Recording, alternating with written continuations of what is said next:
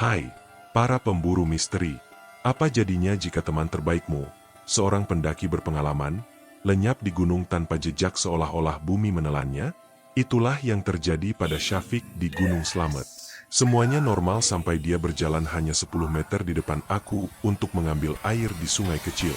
Aku memalingkan wajah hanya sedetik untuk mengikat sepatu, dan saat aku menengok dia hilang. Bukan hilang tersesat, tapi hilang secara fisik dari permukaan bumi. Jejak kakinya terputus tiba-tiba di tengah tanah lembab, seperti dia diangkat ke langit atau terjatuh ke dalam dimensi lain. Pencarian selama 7 hari oleh SAR, ahli medan, bahkan seorang spiritualis, hanya menemukan satu petunjuk yang tak bisa dijelaskan. Sebuah rekaman dari GoPro Syafiq yang masih merekam sesuatu yang bukan berasal dari dunia kita. Bersiaplah, karena ini adalah kisah nyata yang akan membuat kalian mempertanyakan semua yang kalian ketahui tentang alam, realitas, dan apa yang benar-benar bersemayam di puncak-puncak gunung kita. Teman-teman pencari kebenaran, selamat datang di channel yang tidak pernah berhenti membongkar kisah-kisah paling gelap dan tak terpecahkan. Sebelum kita menyelam ke dalam lorong waktu yang kelam ini, izinkan aku mengingatkan, setiap like, subscribe, dan lonceng notifikasi yang kalian nyalakan adalah energi bagi channel ini untuk terus mencari, menyelidiki, dan menyajikan misteri yang tersembunyi. Bantu suara kami tetap menggema. Oh ya, biar kita makin akrab, sebutkan kota asal kalian di kolom komentar di bawah. Dari sudut mana saja nih, komunitas pejuang misteri kita? Sekarang, tarik napas dalam-dalam. Aku akan membawa kalian kembali ke hari yang mengubah hidupku selamanya.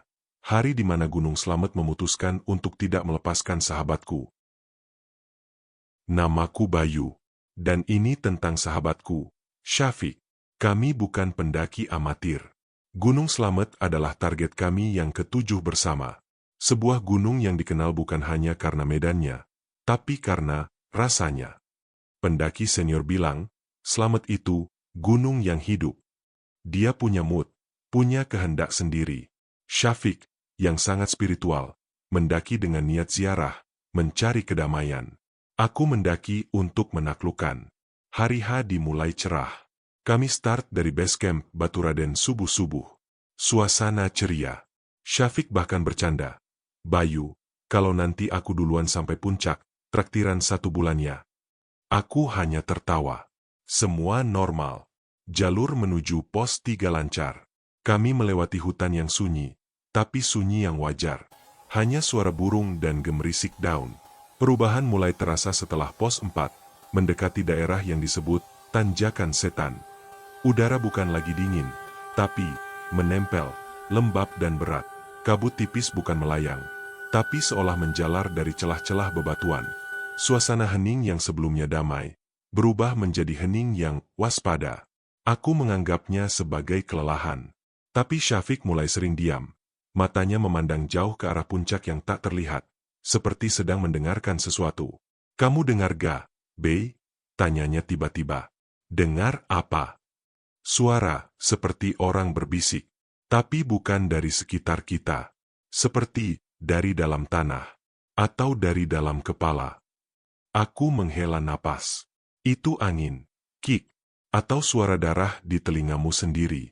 Fokus. Dia mengangguk, tapi raut wajahnya tak lagi rileks. GoPro yang selalu aktif di dadanya, sepertinya lebih sering ia arahkan ke sisi-sisi jalur yang gelap, ke arah formasi batu aneh yang menyerupai wajah-wajah samar. Malam kami habiskan di shelter dekat pos 5. Dinginnya menusuk tulang. Disinilah kejadian aneh pertama terjadi. Saat aku hendak mematikan lampu kepala untuk tidur, dari luar terdengar suara langkah kaki berat, seperti seseorang berjalan dengan sepatu boot. Tap, tap, tap. Mendekat. Ada pendaki lain, bisikku. Syafiq membuka tenda sedikit. Pemandangan di luar membuat jantungku berhenti sejenak. Kabut tebal. Tak ada apa-apa. Tapi langkah itu masih terdengar. Kini berputar-putar mengelilingi shelter kami. Syafiq dengan cepat menutup tenda.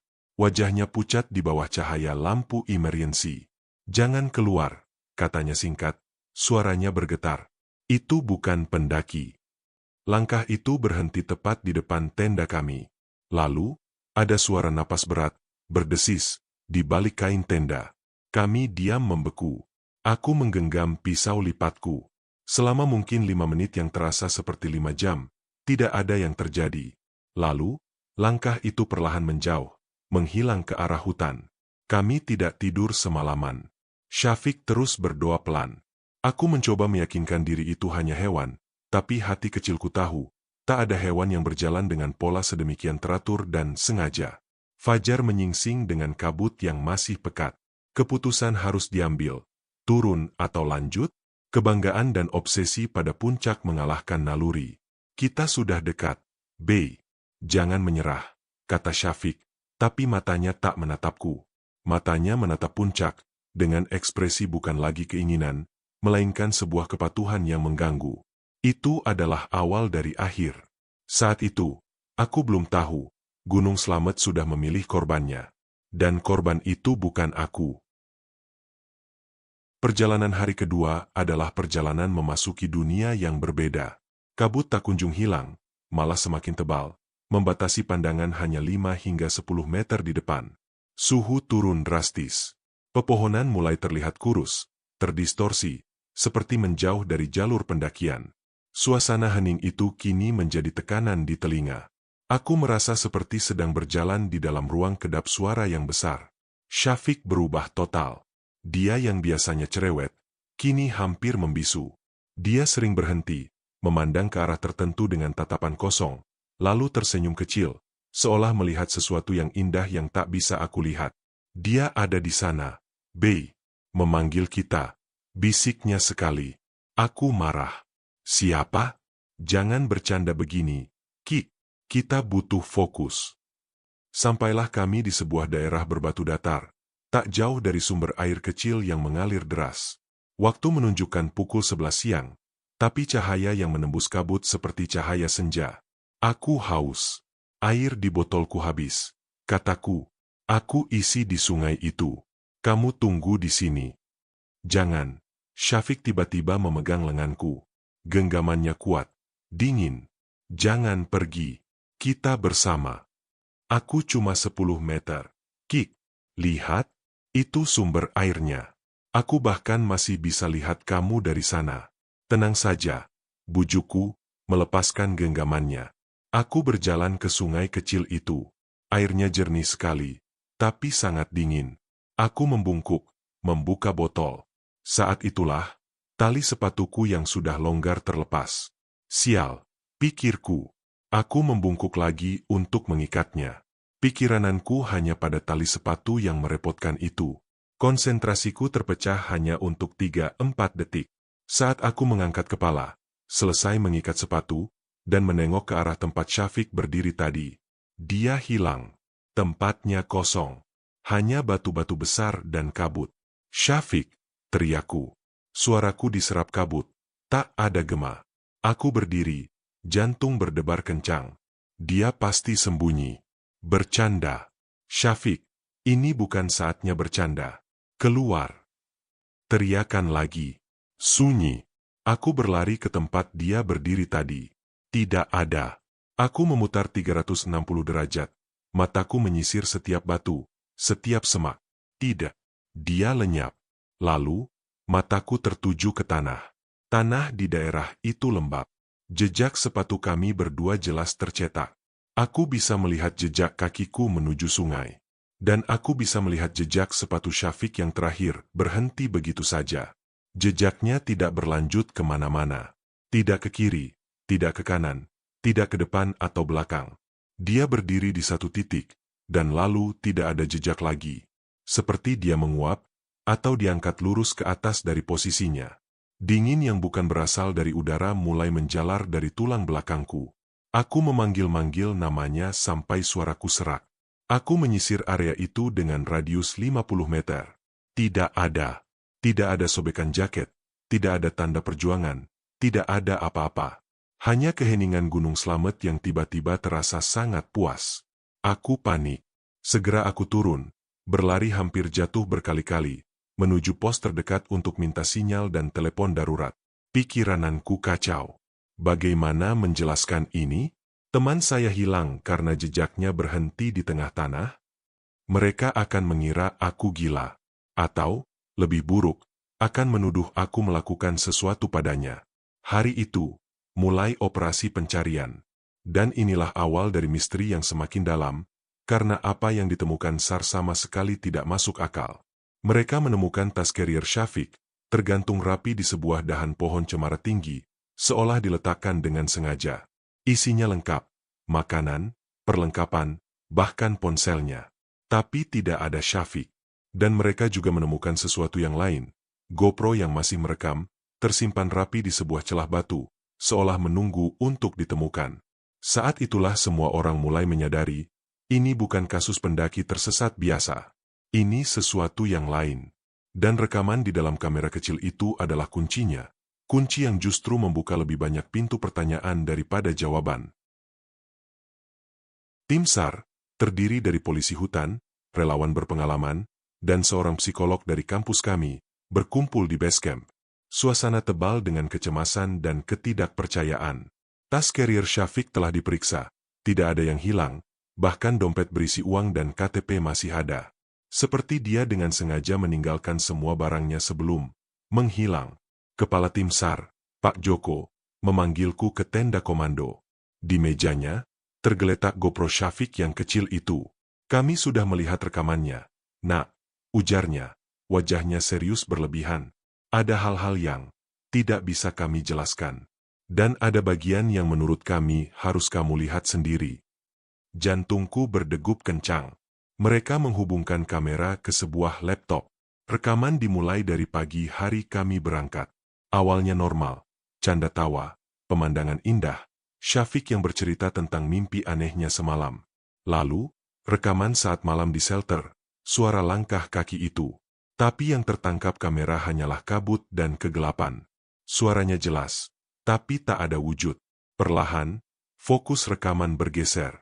Syafiq semakin sering mengarahkan lensa ke hal-hal aneh, kegumpalan kabut yang bergerak tak wajar, kebayangan panjang di antara pohon yang seolah tak punya sumber, ke tanah di jalur pendakian yang terkadang seperti bernafas, samar. Dia juga mulai bergumam sendiri, kata-kata yang tak jelas, seperti bahasa kuno atau doa. Puncaknya adalah rekaman dari pagi hari ia menghilang. GoPro masih menempel di dadanya. Aku bisa melihat dari sudut pandangnya. Ia berdiri di tempat yang sudah kukenal, menatap ke arahku yang sedang membungkuk di sungai. Lalu, tiba-tiba, kepalanya menoleh tajam ke kanan, ke arah tebing batu yang ditutupi kabut. Ekspresinya bukan takut, terdiam, terpana. Matanya membelalak, mulutnya agak terbuka, seperti melihat sesuatu yang sangat menakjubkan. Ada cahaya, bisiknya di rekaman. Suaranya penuh kagum dan rasa ingin tahu yang mendalam. Indah sekali. Lalu, ia mulai berjalan. Bukan berlari, bukan terpeleset, tapi melangkah mantap, meninggalkan jejak di tanah lembab, menjauhi aku, menuju tebing.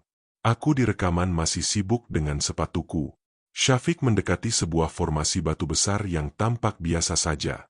Tapi di rekaman, di sekitar batu itu, terlihat distorsi udara, seperti gelombang panas di gurun, membuat bayangan kabut bergetar aneh. Dia berhenti tepat di depan batu itu. Tangannya terangkat, seperti mau menyentuh sesuatu yang tak kasat mata. Aku datang, katanya, pelan dan tenang. Lalu, terjadi sesuatu yang membuat semua orang di tenda itu terdiam. Layar kamera tiba-tiba dipenuhi oleh cahaya putih keemasan yang sangat terang, menyembur dari balik batu. Cahaya itu tidak menyilaukan kamera, tapi justru terlihat lembut dan memenuhi seluruh frame.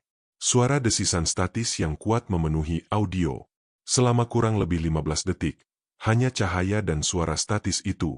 Ketika cahaya mereda, yang tertangkap kamera bukan lagi tebing, bukan hutan, bukan kabut. Pemandangan yang sama sekali asing. Langit berwarna ungu pucat, dengan dua matahari kecil yang redup. Tanahnya seperti bebatuan kristal berwarna biru keabu-abuan. Tidak ada vegetasi, tidak ada kabut. Hanya keheningan dan panorama dunia yang bukan dunia. Kamera, atau Syafiq, memandang sekeliling dengan stabil, seperti dia sedang berdiri di sana. Tak terdengar suara napasnya lagi. Rekaman berlanjut selama 30 detik di tempat asing itu. Lalu, tiba-tiba, gambar kembali bergoyang cepat. Cahaya putih keemasan muncul lagi, disertai suara angin menderu yang keras. Setelah kilatan itu, Yang terlihat adalah goyangan gambar dekat tanah, seperti kamera terjatuh dan menghadap ke langit Gunung Slamet yang berkabut. Tampak sepatu bot seorang anggota SAR mendekat, dan rekaman berakhir. Ruang tenda komando senyap. Aku tak bisa berkata-kata. Otakku menolak untuk memproses apa yang baru saja kusaksikan. Pak Joko mematikan laptop.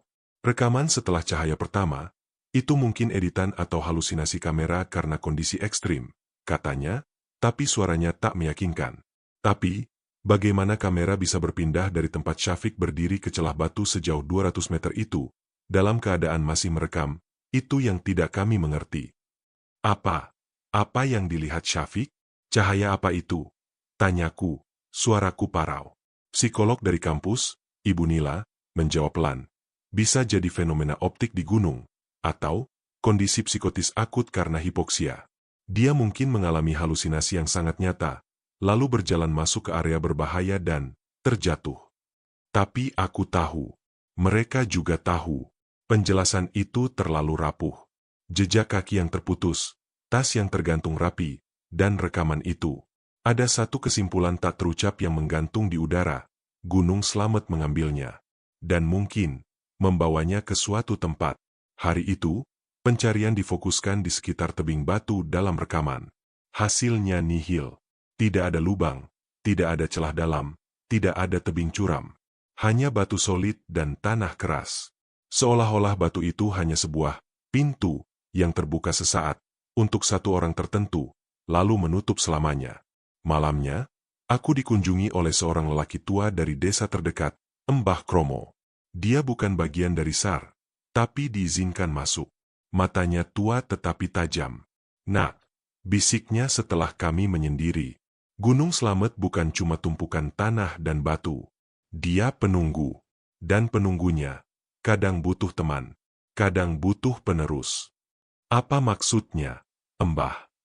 Ada yang bilang ada kota di dalamnya. Kerajaan gaib. Mereka yang terpilih, dipanggil. Dipanggil lewat cahaya, lewat suara, lewat mimpi. Sahabatmu, dia dengar panggilan itu, ya? Dan dia menjawab, iya. Kata-kata Mbah Kromo itu mendarat di pikiranku seperti batu berat. Syafiq memang berkata, aku datang. Dia memilih untuk pergi. Atau, ilusi gunung itu begitu sempurna sehingga membuatnya merasa memilih. Aku pulang dengan tangan hampa dan pikiran yang dipenuhi gambar langit ungu dan dua matahari. Pencarian resmi dinyatakan, dihentikan sementara, setelah seminggu. Tapi bagiku, ini belum berakhir. Aku harus tahu kebenaran. Aku harus menemukan jawaban, meski mungkin itu jawaban yang tak ingin ku dengar. Dan satu-satunya petunjukku adalah ingatan tentang sahabatku yang tersenyum pasrah menuju cahaya, dan rekaman yang membuktikan bahwa dunia ini menyimpan pintu-pintu rahasia yang seharusnya tetap tertutup. Kembali ke kehidupan normal adalah hal yang mustahil. Setiap malam, aku bermimpi tentang cahaya keemasan dan langit ungu. Aku jadi sering menatap peta Gunung Slamet, mempelajari geologi, fenomena mistis, bahkan teori konspirasi tentang dimensi paralel. Aku obsesif. Keluargaku khawatir. Teman-teman menjauh karena mereka tak tahu harus berkata apa. Aku hidup dalam penjara misteri yang hanya kumiliki sendiri.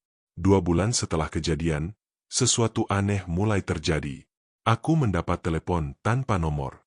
Saat diangkat, hanya terdengar suara gemerisik, seperti pasir berjatuhan, dan di baliknya, suara napas berat yang sama seperti di tenda malam itu. Panggilan itu datang selalu pukul 3 pagi, berturut-turut 3 malam, lalu berhenti.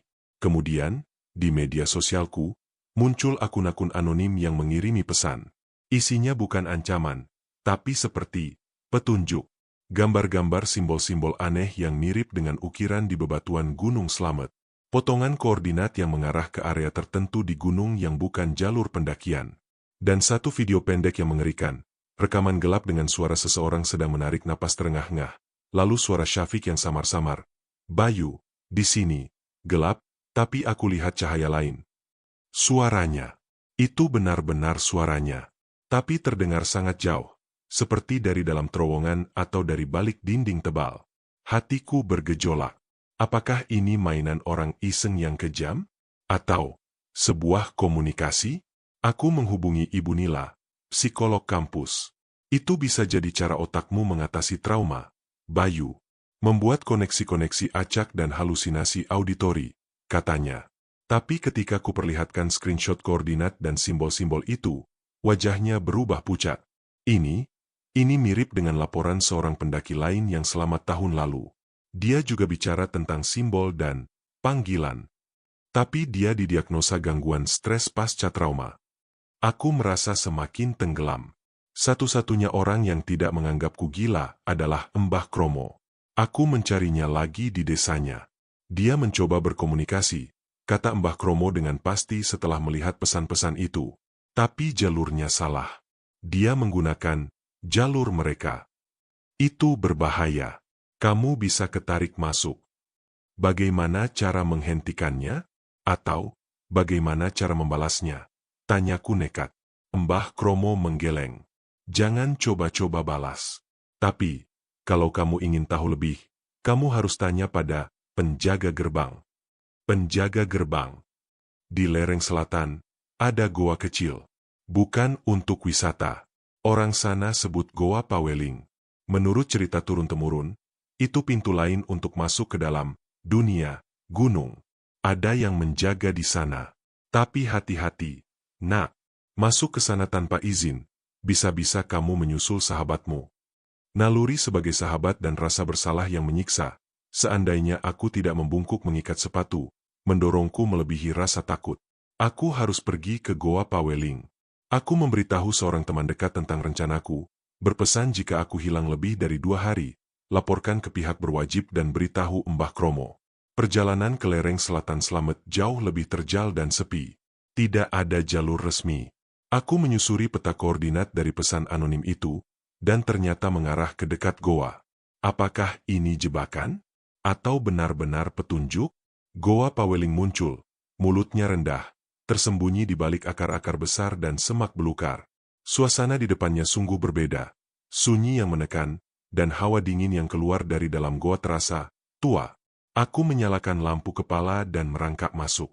Dalam goa itu tidak seperti goa pada umumnya.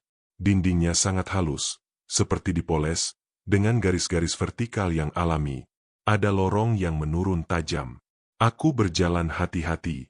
Setelah sekitar 50 meter, lorong itu terbuka ke sebuah ruangan bawah tanah yang tidak terlalu besar. Dan disitulah aku melihatnya. Di tengah ruangan, terdapat sebuah batu berdiri, menhir, alami, sekitar setinggi pinggang.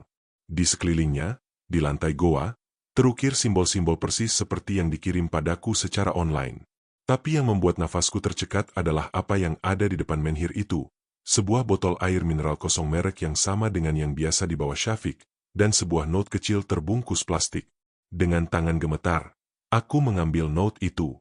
Tulisannya menggunakan pulpen, sudah sedikit memudar, tapi masih terbaca. Itu tulisan Syafiq.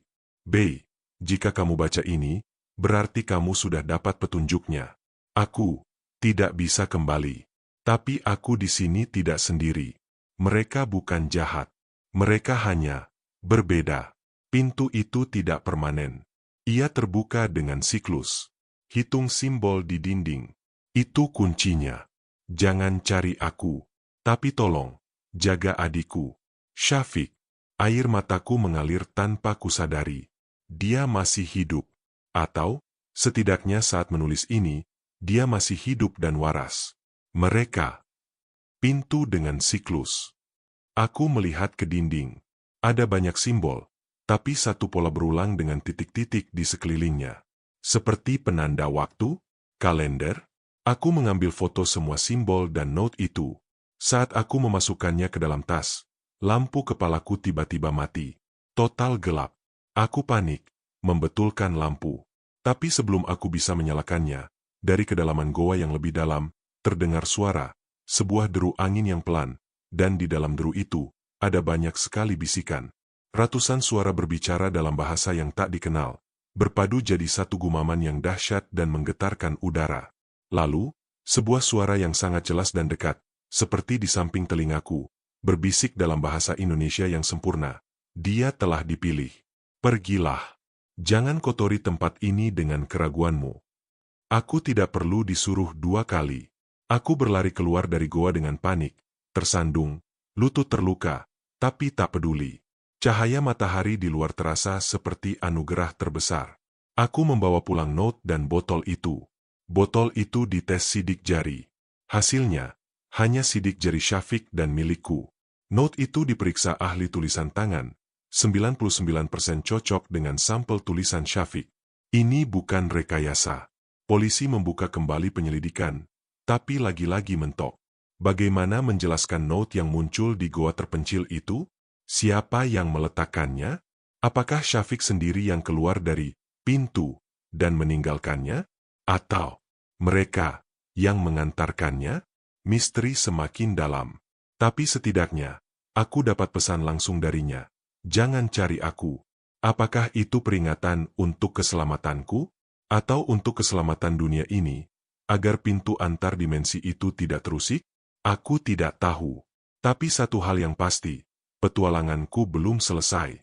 Aku harus memecahkan kode simbol-simbol itu. Aku harus memahami siklus pintunya. Karena di suatu tempat, di balik realitas ini, sahabatku mungkin masih ada, menanti. Note dan simbol-simbol dari Goa Paweling menjadi obsesi baruku. Aku mempelajari arkeologi, astronomi kuno, bahkan matematika fraktal.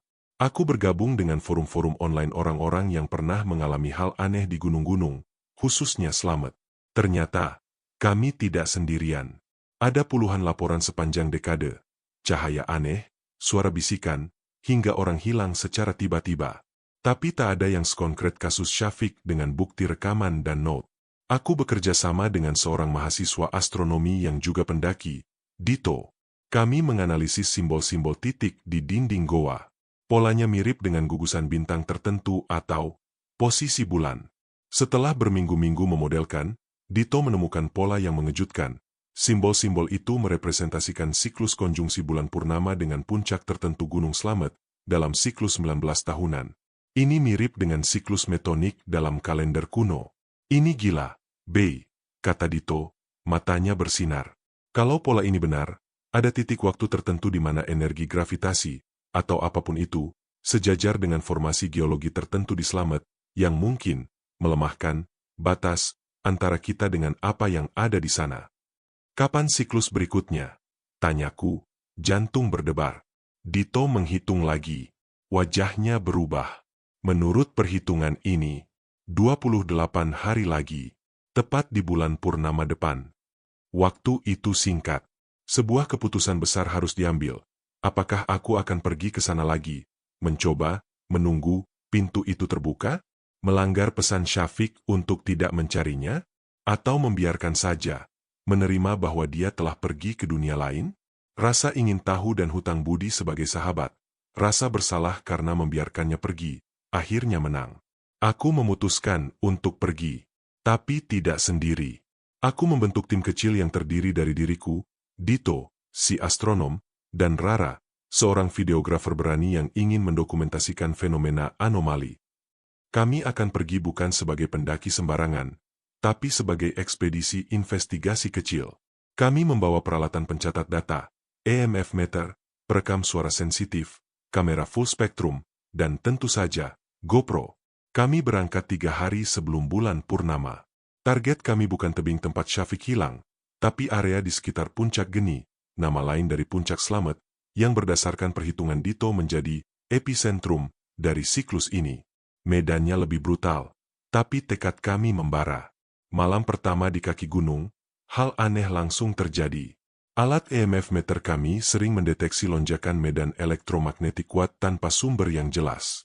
Perekam suara menangkap EVP, Electronic Voice, fenomenon suara gumaman yang sama dengan di goa. Rara sempat melihat cahaya oranye melayang jauh di atas lereng, tapi saat direkam, hanya titik kecil. Kami tiba di area target 2 hari sebelum puncak bulan purnama. Kami mendirikan base camp kecil di sebuah pelindung batu. Suasana terasa menegangkan. Alam sekitar seperti menahan napas. Burung-burung tidak berkicau. Angin berhenti total. Malam sebelum hari H, mimpi aneh datang. Aku berdiri di lapangan bebatuan kristal biru seperti di rekaman. Di kejauhan, berdiri seorang sosok dengan jaket hiking familiar. Syafiq. Dia menoleh, tersenyum sedih, dan menggelengkan kepalanya. Dia mengangkat tangan, telapak tangan menghadapku, seperti tanda berhenti. Lalu, dia menunjuk ke langit ungu di atasnya. Di sana, kedua matahari kecil itu mulai meredup, digantikan oleh titik-titik cahaya keperakan yang turun seperti hujan. Lalu aku terbangun, keringat dingin membasahi tubuh. Aku ceritakan mimpi itu pada Dito dan Rara. Itu peringatan, kata Rara, suaranya tegang. Mungkin kita harus mundur. Tapi ini kesempatan satu-satunya untuk mungkin melihatnya. Atau bahkan membawanya pulang, bantah Dito. Kita sudah sampai sini. Aku di tengah-tengah. Mimpi itu terasa sangat nyata. Tapi mungkin itu hanya manifestasi ketakutanku sendiri. Akhirnya, dengan berat hati, kami memutuskan tetap tinggal, tapi dengan kewaspadaan maksimum. Hari yang ditunggu tiba. Matahari terbenam dengan indah, dan bulan purnama mulai terbit, bulat sempurna, berwarna perkehambaran. Semuanya tenang. Anehnya, terlalu tenang. Kami mulai memantau semua alat. Pembacaan EMF stabil. Tak ada yang terjadi. Jam berlalu. Pukul 22:23:00. Tidak ada. Rasa kecewa mulai menyergap. Mungkin perhitungan kami salah. Mungkin ini semua hanya omong kosong.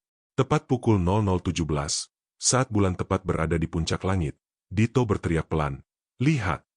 Bulan purnama itu, seolah berdenyut. Cahayanya bergetar, dan dari arah puncak Gunung Slamet, sebuah cahaya keperakan tipis, seperti sinar laser yang sangat halus, memancar lurus ke arah bulan, menyentuhnya. Hanya berlangsung beberapa detik. Lalu, di dasar lembah di bawah kami, sekitar 300 meter dari posisi kami, sebuah formasi batuan besar mulai memancarkan cahaya dari dalam. Bukan cahaya keemasan seperti di rekaman Syafiq, tapi cahaya keperakan yang sama dengan sinar tadi.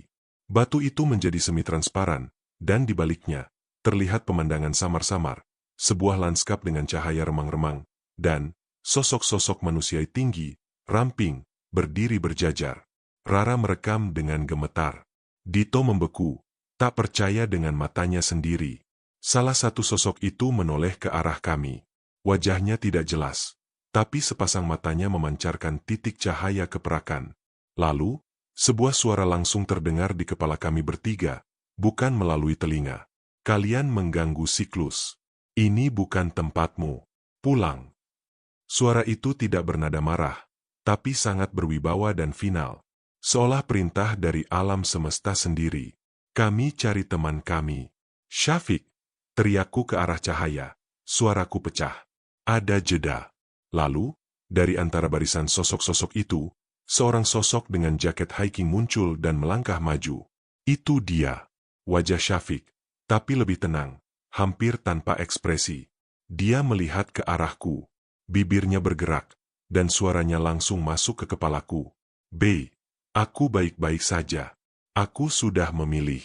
Ini jalan yang benar untukku. Jangan ikuti. Jaga dunia kalian. Lupakan pintu ini." Cahaya dari batu itu mulai meredup dengan cepat. Sosok-sosok lain dan Syafiq mulai memudar. "Tunggu!" teriakku lagi. Tapi sudah terlambat. Batu itu kembali menjadi batu biasa, gelap, tak bernyawa. Sinar keperakan dari bulan pun menghilang.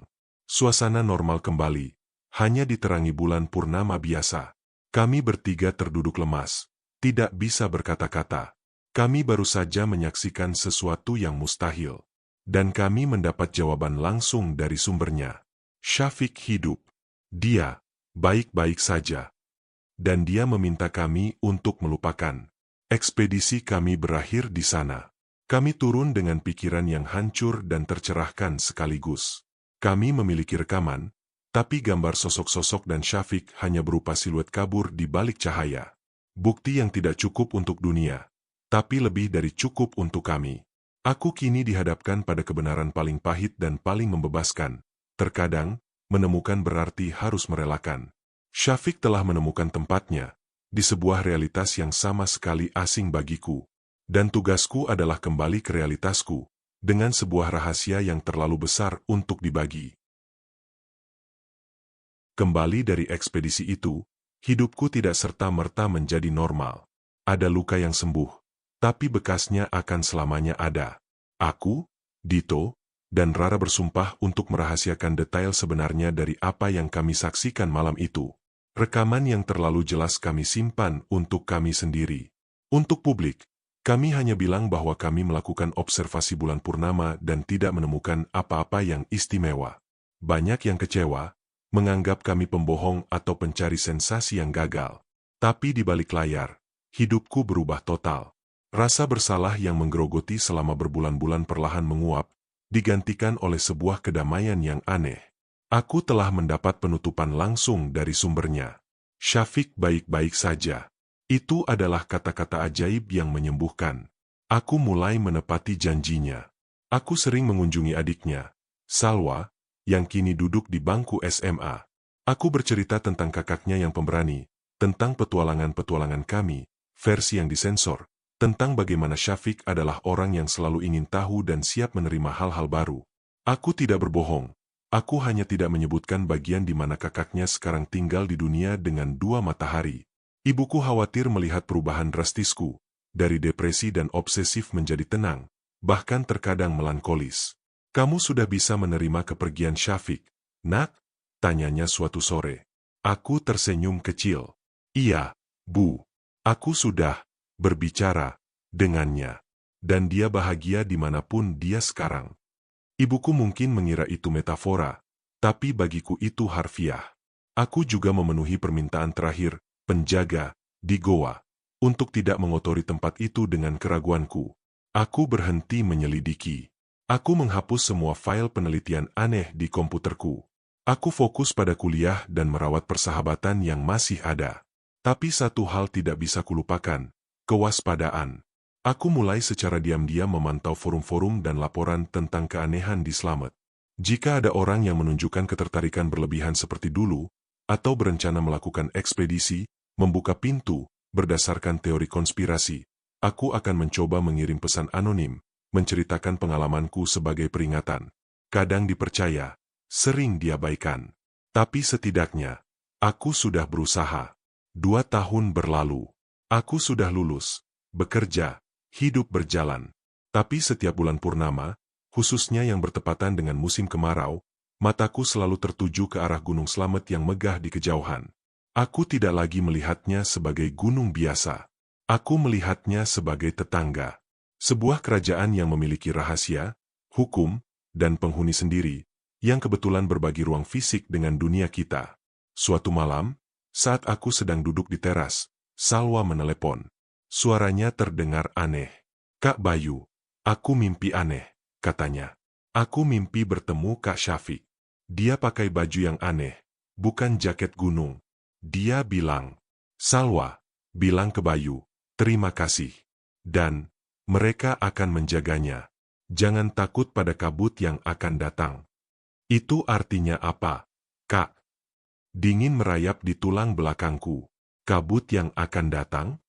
Aku menghibur Salwa bahwa itu hanya mimpi, tapi hatiku bergejolak.